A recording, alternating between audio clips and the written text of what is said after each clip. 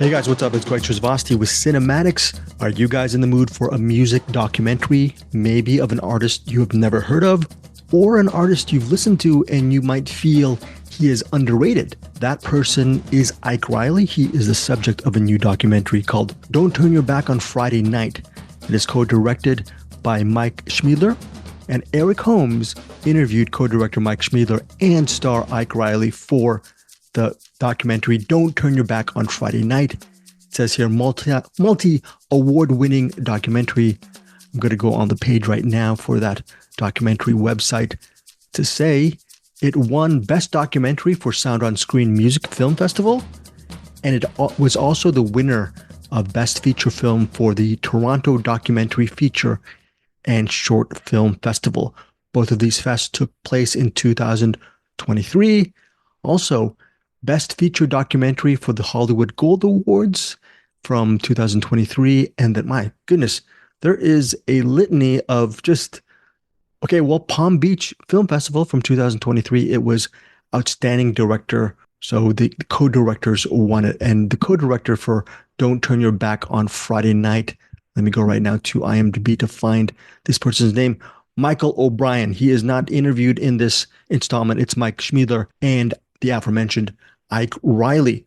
What's interesting is in this interview, Eric Holmes is mentioning it would be great if a music documentary would trot out the filmmakers as well as the subject after a documentary screening, and then the subjects would be able to play music after people watch the documentary. He just said that as an idea. Well, lo and behold, both Schmiedeler and Reilly talk about how that's exactly what Reilly is doing. He's playing a bunch of dates and playing the music, and I'm assuming they're screening the movie as well.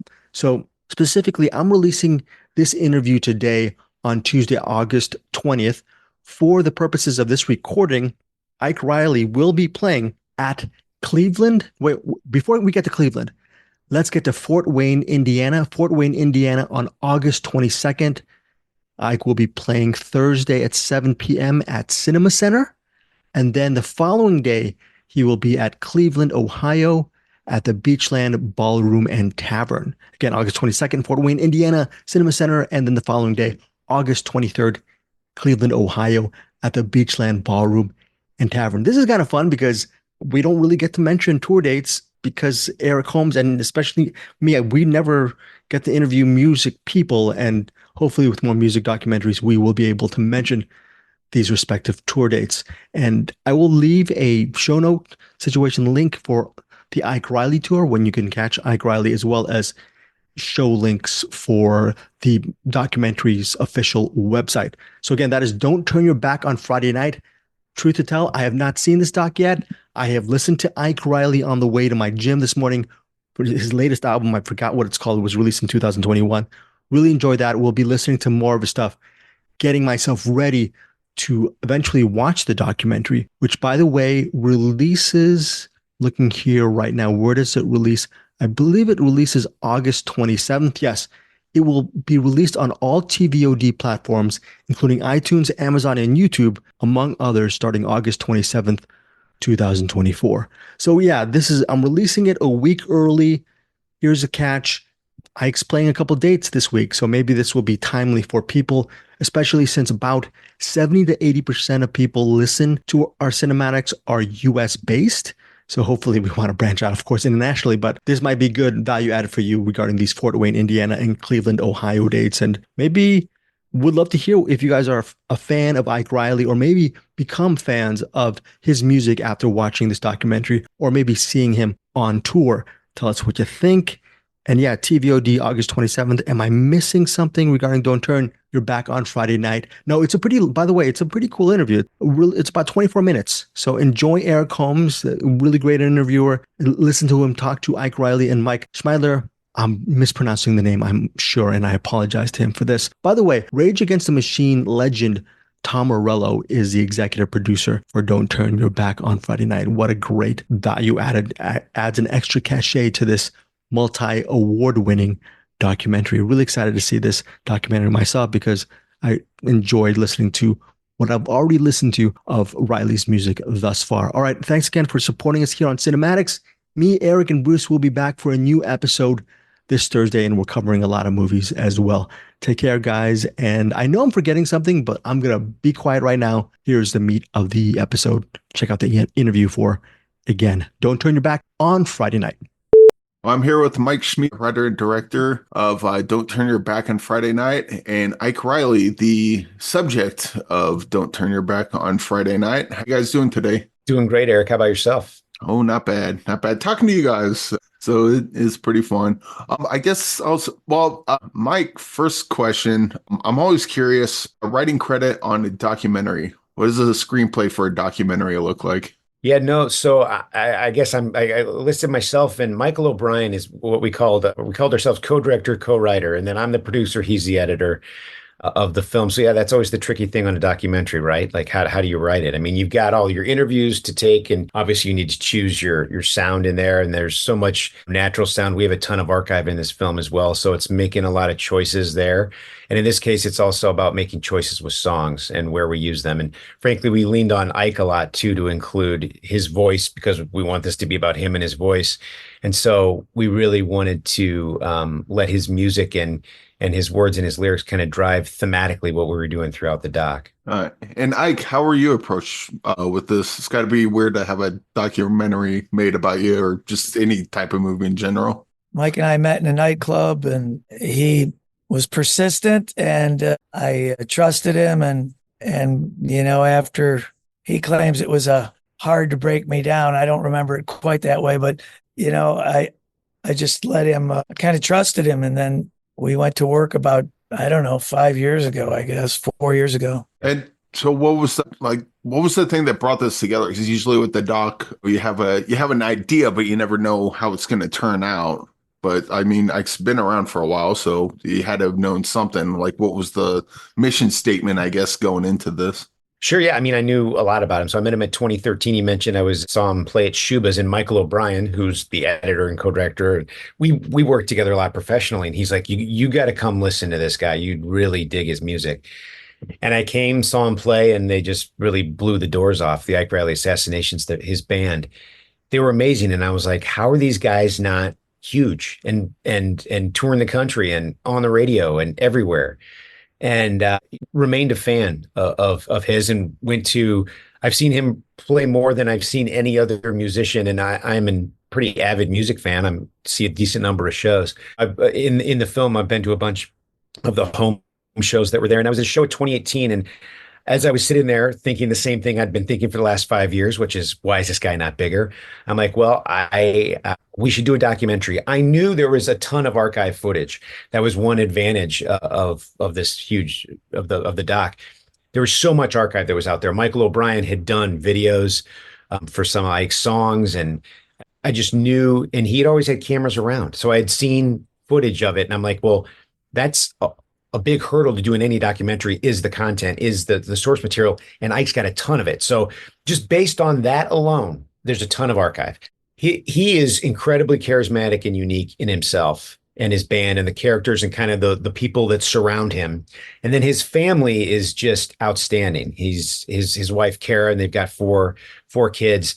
And I was like, I was telling him, I'm like, you shouldn't exist in either world. It's like, you've got this amazing family and you're a rock star. It's like, people in the suburbs wish they were a rock star, and rock stars wish they had your family. And he is solidly in both these great worlds. And so, I'm like, we got to do a doc just about you, about your music and your life and who you are. And people are going to be drawn to that, and then hopefully find your music from there. And so that was really kind of my pitch to him. And I wrote up a treatment. It's what I do. I make TV shows, make documentaries. Gave him the treatment. He's like, I just don't know if I'm that interesting. And I'm like, you're the most interesting person I know, and kind of kept at it, warmed down after about 9 months, and then went out. And if you know anything about independent filmmaking, the funding should be the hard part. Well, I secured funding within about 6 weeks because I reached out to some fellow fans of his who have means, and they loved my idea. They were all in. They're like, yes, this needs to be done. And then, we got going from there. COVID slowed us down a little. It turned out to be a little bit of a blessing, though, because O'Brien was able to really go through all the archive and catalog it, which is no small feat. I mean, there were over 200 hours of content there. So a lot of archive to deal with. And then we shot primarily in 2021, ton of interviews, a bunch of other live stuff. And then this whole time, Pete Schneider, who is our field producer and DP, incredibly talented guy, had been shooting Ike's shows in earnest for quite a while. So even before we got started, so we had his catalog, and then he's been along for the ride the whole time, getting additional footage while we were shooting. And I guess one of the main kind of thrusts of this is this great musician that no one knows about. But in my experience, that's most musicians. Like there's only a few percentage that seems to kind of break out. What's kind of your thoughts just on the music business in general? Like, why is that so hard to break through and reach a bunch of people, do you think? Well, if I knew, they wouldn't have made the film. I don't know, man. It's not like we were playing in the basement. I have been playing and I have been touring. I don't know what, and I know there's a lot of other undiscovered artists, and I'm even grateful for the level of fandom that I have. I can't answer your question about the music business. I can only speak to my story, and I can't figure out, I can't figure it out for us either. I mean, I just stay focused on the songs and try to, I don't perform without, the shows are, we don't screw them up anymore. I take the performance seriously. I take the songs. I don't mean I take them seriously. I devote discipline and dedication to, making them as good as I can make them. I don't know about the music industry. It bores me to talk about it. I don't get it. I never got it when it was they used to criticize it in the old model with the record label and A&R men. And now I guess my only comment about it is that the things that artists value the most, their songs are now free to everybody. It's a really strange thing where the commodity and the value in what we do is, I guess, not valued by the public for some reason. I think it's probably because of the greed of a few big companies that own all the digital media, I guess. Yeah. And I mean, writing songs, especially certain songs, when they pointed out in the documentary, the Put a Little Love in It, it was real personal. But like that's the song you put out there and then other people enjoy as well. Do you have any songs that like maybe just you and a friend play, or you play just with your family that's like, this one's for me, don't need to put that one out there? Not really. I mean, if it's no, I wouldn't. I have so many songs recorded that aren't out yet for one reason or another. But no, I have some terrible songs that I would never put out. I'm like, whoa, that was with a friend. What a bad friend to let me record that. But no, there would be nothing I would. If I'm going to take the time to record it, I would put it out there for anybody to hear. Sure.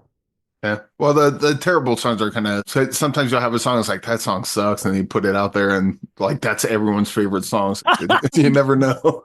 That could be, maybe I better go through them, But Mike, how long did this take to, you said you were doing this through COVID, so I'm guessing it took a few years to get this done. And yeah, well, like I said, we weren't able to shoot in 2020 because we kind of started at the beginning of 2020, and so that kind of slowed us down in terms of being able to shoot. So, really to kind of chunk it out, I would say we did a lot of research and work in 2020. We shot in 2021. We spent about a year on the edit in 2022, and then we had a lot of success. We won in 7 festivals, which was great in 2023. And then got this deal with Gravitas, who's our distributor, and bringing it to everybody on demand everywhere on August 27th. So it'll be on platforms including Amazon Prime, Apple TV Plus, Google Play, YouTube TV, Fandango at Home, as well as all the cable outlets like Comcast Infinity, Altice, Fios, really anywhere where you can get on demand. It'll be available for both purchase and rental. Right now, it's available on Apple TV Plus just for purchase only. Pre-order. I always ask this about music documentaries because there was a music doc about the Descendants called Filmage came out. And up in Fort Collins, they had a show where they played the documentary, and then at the end of the documentary, all came out and played, and then Descendants played, and it was really awesome. And anytime I watch a music doc, I'm like, why don't they all do that? Is there any plans for this to maybe play the doc and then have Ike Reilly? Where are you? Colorado Springs. Well, Saturday night I was in Denver with sold out show at the Sci Film Center with a musical performance right after. So I don't know how that slipped through the cracks, but next question. Damn it, I missed this. And Johnny Hickman from Cracker, who lives in Westminster, played with us. So, and we played at the Metro in Chicago last Thursday for 2 sold out screenings and 2 full rock and roll performances. And the Monday before that, we were in Minneapolis at the Parkway Theater for a premiere and another musical performance. So yes, we are doing what you desire. You just don't know about it. Next week, we're in Fort Wayne, Indiana on Thursday, August 22nd at the Cinema Center there. And then we're moving on to Cleveland, the Beachland Ballroom, where we'll be doing the exact same thing I just described on Friday, the 23rd.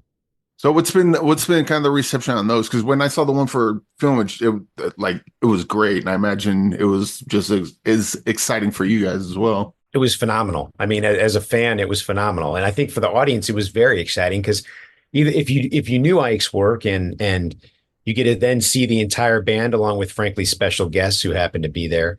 And if you didn't know them, even better, because now you do. After the film, you get to know them, and then they're here, they're live, and they're playing these songs that I just learned the entire backstory of. In Chicago last Thursday, Tom Morello joined us on stage and played, the executive producer.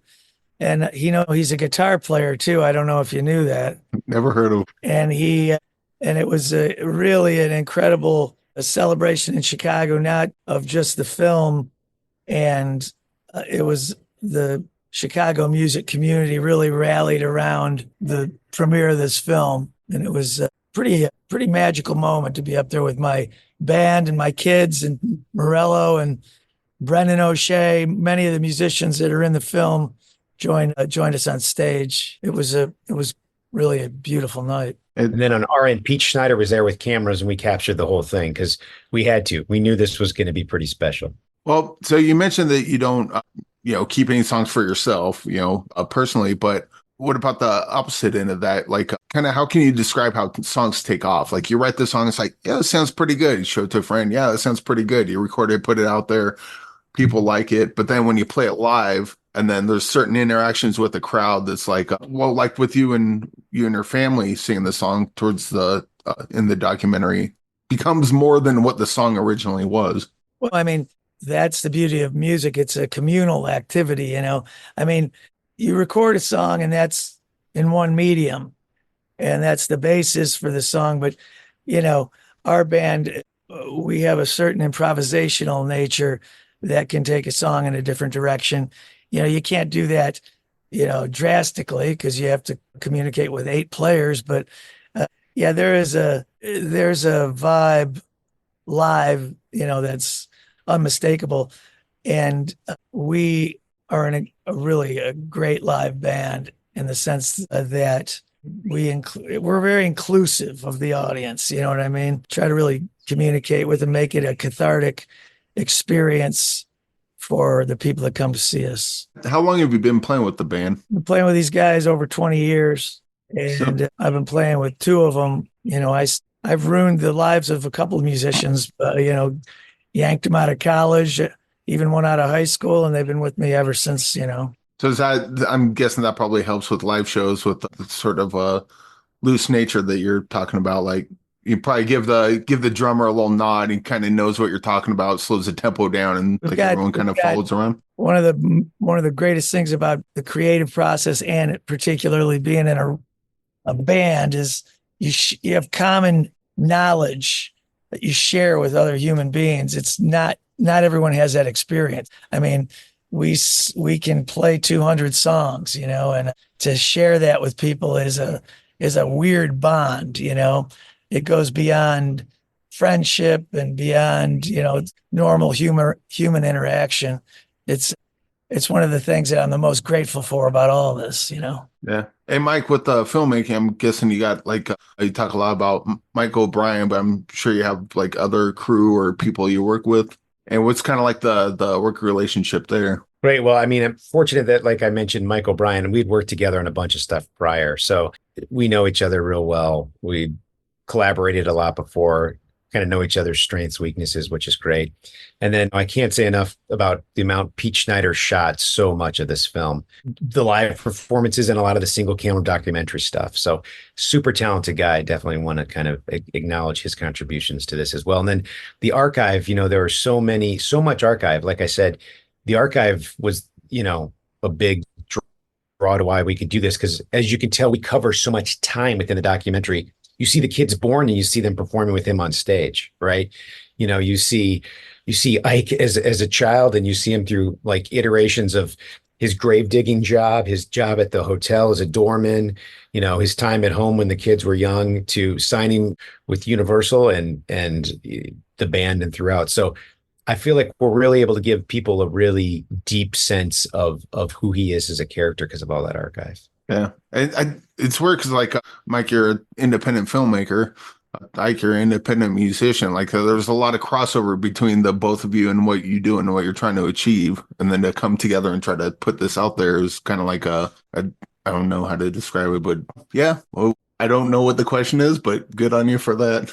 No, thanks. No, well, I mean, I think that that's true, right? And I think it also there's a lot of trust on Ike's part and his family's part. I mean, it's one thing for an artist to say, "Sure, I'll open up my body of work to you, and I'll let you in a little bit on my process," right? That's something I know I'm interested in as a fan. I want to see whatever creative's process is.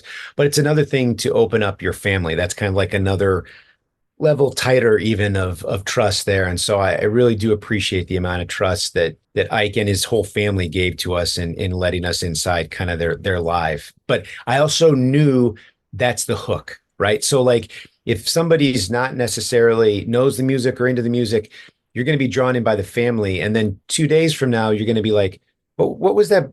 What was that? Put a little love in its song, and wait a minute, it was about the guy who set himself on fire down by the toll booth. Like, what is that? Or so he was a doorman, and Trump was at his hotel, and what happened with the pantsuit? Like, what is going on? So it's those his songs are sticky, is the way I describe it. If you don't know them, you're like, wow, it's a catchy tune, but you listen to the lyrics, and it's like a whole other level of lyrics, and those are what stay with you. And really, you're going to carry and think about, well after the fact. Yeah.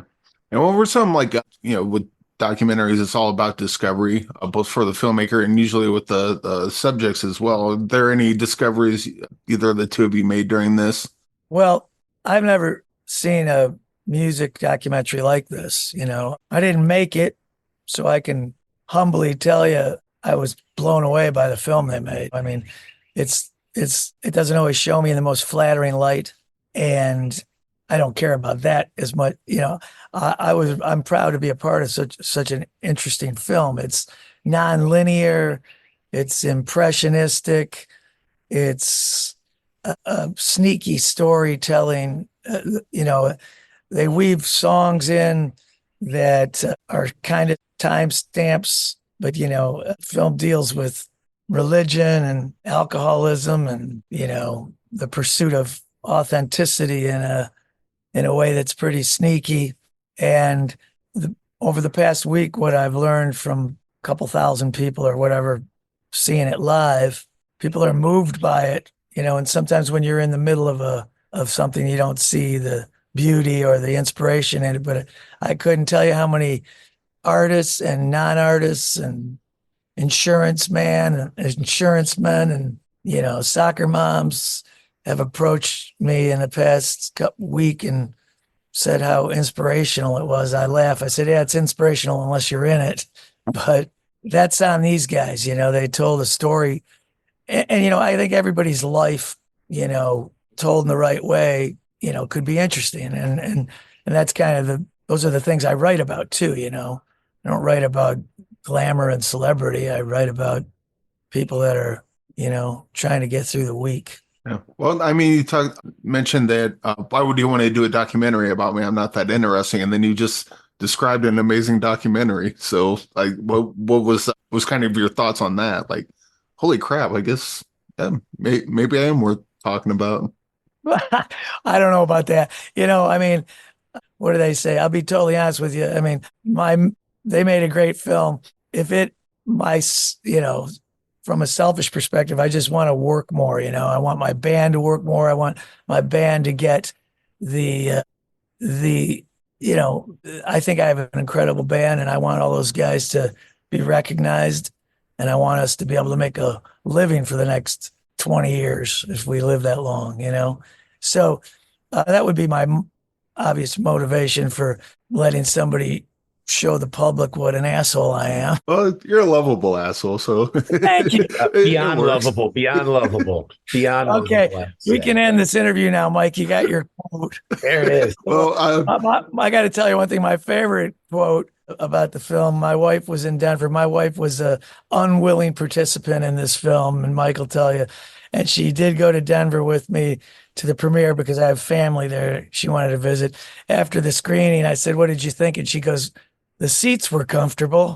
So that's my wife's quote on the film. Well, we always like to ask people to give us some kind of underseen movies that you really like or was real personal. But I also think on top of that, I'd like to know about some underseen bands that you like to put a light on as well. The Ike Reilly assassination. Yeah, exactly. I was like, there's a band I know out of the Chicago area called the Ike Reilly Assassination. And let me tell you something. They got a dynamite catalog of songs, and you really got to check them out. You really got to check them out. I have a lot of bands I work with, like just the other night at Metro, I brought up a bunch of young guys that have bands in Chicago. I got a friend named Max Neiman who's in a band called the Fellow Travelers out of Milwaukee. My bass player, Pete Cimbalo's son, is in a band called Alga out of Chicago. Or another kid named Jake Luce is in a band called Kangaroo Court out of Chicago. All those guys joined me on stage at the Metro. So those are some up and coming bands from the Midwest that I think fit the bill to your question. And Mike, you got any? On the band front, the film front, it's tough. Like on the musical documentary front, one that I've enjoyed that's old, frankly, is Mistaken for Strangers. That's about the National, and because his brother's in it, and it's more about their relationship. The band is there, and it's interesting. And I mean, that film's probably from 2013 or 2015. It's an older film, but it's great. And again, interesting because I found it interesting because of the familial relationship there. Yeah. Well, don't turn your back on Friday night. Don't turn your back on this doc. There's my pun for the day. It comes out on TVOD on August 27th on iTunes, Amazon, YouTube. And can you say again what I don't know when this will release, but what live shows you got planned? Well, when I don't. Do you have any idea when your show's going? Probably next week just before the release.